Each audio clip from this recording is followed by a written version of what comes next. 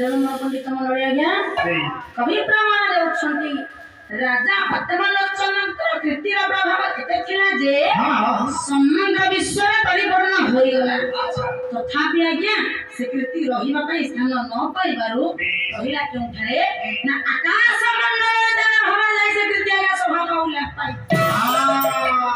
शोभा पाइछि राजा पद्मलोचनकर कीर्तिर प्रभाव ए प्रकार सौंदर्य थिला आले भळे कीर्तिमान राजा हला पद्मलोचन अच्छा दीदी हां राज्य हला वर्ण शहर राजा हले पद्मलोचन राजा हला पद्मलोचन हां ताको रानी को ना रानी का नाम हो छाया पद्मावती हां पद्मावती करवा माछे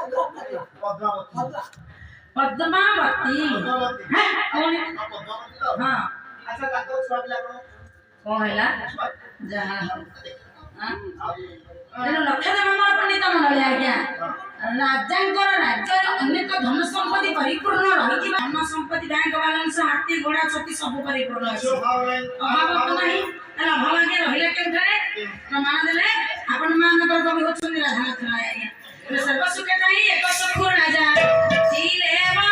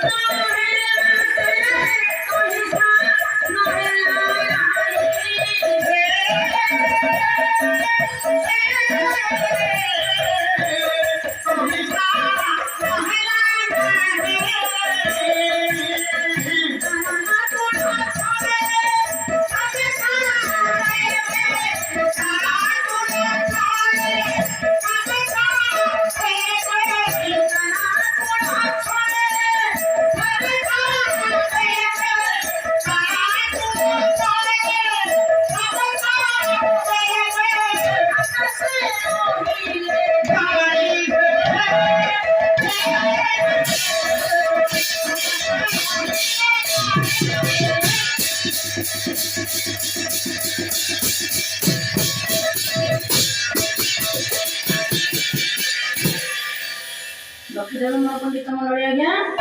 कवि प्रमाण देउछंती राजा पद्मलोचनकर कीर्तिर प्रभाव एते थिला जे समग्र विश्व परिपूर्ण होई गला तथापि आज्ञा से कीर्ति रहिबा पई स्थान न पाइबारु रहिला केउ ठारे ना आकाश मंडल जन होला जाय से कीर्ति आज्ञा शोभा पाउला पाई शोभा पाइछि राजा पद्मलोचनकर कीर्तिर प्रभाव ए प्रकार सौंदर्य थिला आले भळे कीर्तिमान राजा हला पद्मलोचन अच्छा दीदी हां राज्य हला वर्ण शहर राजा हले पद्मलोचन राजा हला पद्मलोचन हां ताको रानी को ना रानी का नाम हो छाया पद्मावती हां पद्मावती करवा माछे पद्मावती पद्मावती हैं कौन पद्मावती हां अच्छा ताको स्वाद लागो कौन हैला जहां हां तेनो लक्षदेव मंडल पंडित मंडली आज्ञा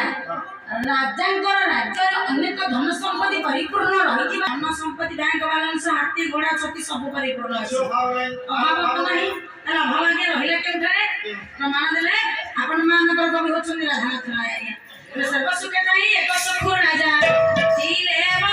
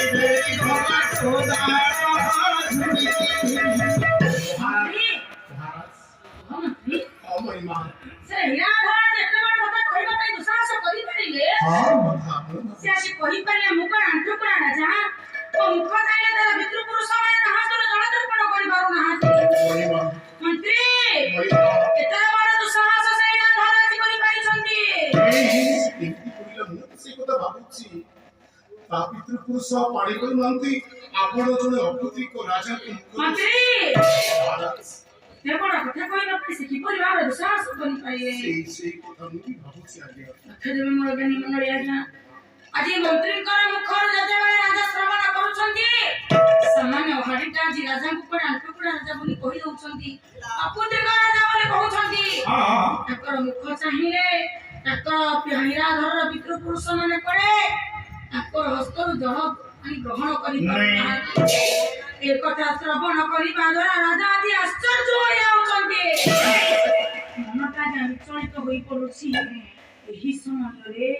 ଏଣେ କହିବେ କଣ, କାହାକୁ କହିବେ ମନର ଦୁଃଖକୁ? ମନର ଦୁଃଖକୁ ମନ ଭିତରେ ରଖି ରାଜା ଆଜି ନିତାନ୍ତ ରାଜକର୍ମ ଆଗେ କରିଚାଲିଛନ୍ତି। ହେଲେ ଦିନକର ଘଟଣା ହଉଛି କଣ ନା, ରାଜା ପଦ୍ମଲୋଚନ ରାଜା କାର୍ଯ୍ୟକୁ ଶେଷ କରି ଯେତେବେଳେ ଚାଲିଛନ୍ତି ଆଜ୍ଞା ଅନ୍ତପୁର ମଧ୍ୟକୁ, ଦେଖୁଛନ୍ତି ରାଣୀ ପଦ୍ମାବତୀକୁ। ଆଜ୍ଞା ରାଣୀ ପଦ୍ମାବତୀ ଆଜି ମନ ଦୁଃଖର ସହିତ ଭୂମି ପରେ ସ୍ୱାମୀ